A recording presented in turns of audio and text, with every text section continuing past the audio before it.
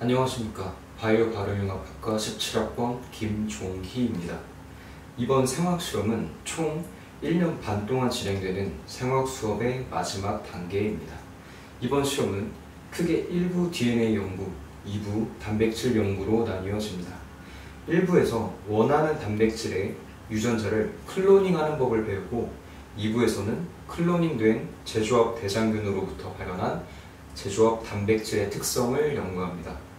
1부에서는 원하는 유전자를 가진 균에서 염색체를 추출하고 PBR322라는 벡터를 가진 대장균에서 벡터를 분리해 줍니다. PBR322는 클로닝을 목적으로 하는 벡터로 두 개의 항생제 저항성 유전자를 가져 마커의 역할을 하기 좋습니다. 이후 염색체와 벡터를 각각 같은 제한 요소로 자른 후 DNA 라이게이스 효소로 둘을 연결해 줍니다. 이렇게 만들어진 제조합 플라스미드는 세 종류가 있습니다. 먼저 락치 유전자가 삽입된 벡터와 원치 않는 엉뚱한 DNA가 삽입된 벡터, 그리고 자가 연결된 벡터가 있습니다. 그리고 이 벡터를 외부 DNA를 쉽게 받아들일 수 있는 상태로 만들어준 형질 전환용 세포에다가 넣어줄 겁니다. 전기천공법을 이용해서요. 형질 전환용 세포에 짧고 강한 전기 충격을 주게 되면 세포막에 순간적으로 여러 구멍이 생기게 되고 이 구멍을 통해 만들어둔 제조합 플라스미드가 들어가게 됩니다. 이제 이 세포들을 배양하면 우리는 세 종류의 배지를 볼 수 있습니다. 성공적으로 형질 전환되어 블루 콜로니를 띠는 배지, 엉뚱한 DNA가 들어갔거나 자가 연결된 벡터로 화이트 콜로니를 띠는 배지, 그리고 형질 전환이 안 됐거나 라이게이스가 실패하여 아무것도 자라지 않은 배지를 볼 수 있습니다. 저는 이번 실험에서 형질 전환에 실패해서 화이트 콜로니를 띄웠는데 그 이유를 알아보도록 하겠습니다. 첫 번째로 DNA 추출에 사용한 페놀 클로로폼 기법입니다. 이는 다른 방법에 비해서 시료의 이동이 잦기 때문에 오염의 위험도가 높습니다. 두 번째로 플라스미드 DNA의 양이 적었고 이로 인해 라이게이션이 잘 안 됐을 가능성이 있습니다.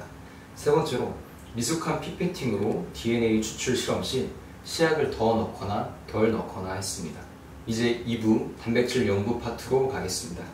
첫 번째 단계로 1부에서 만든 형질 전환된 세포를 초음파를 이용해 세포를 파쇄하는 소니케이션으로 조추출액을 만듭니다.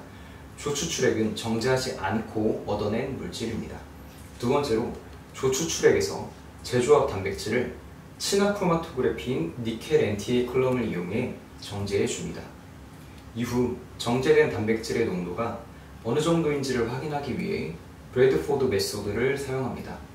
브래드포드 메소드는 쿠마시 블루라는 색소가 단백질의 염기성 아미노산과 방향족 아미노산에 결합해 흡수 피크가 465에서 595나노미터로 이동하는 것을 이용합니다.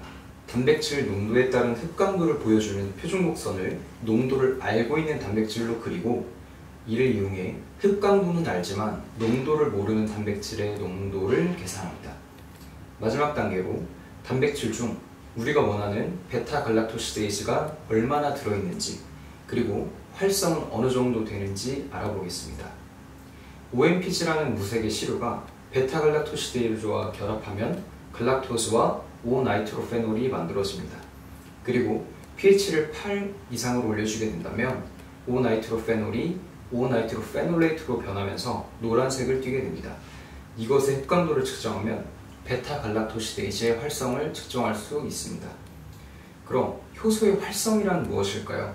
효소의 최적 조건, 온도나 pH, 그리고 효소와 기질의 농도가 최적일 때 1분당 1마이크로몰의 기질을 변화시키는 효소의 양을 말합니다.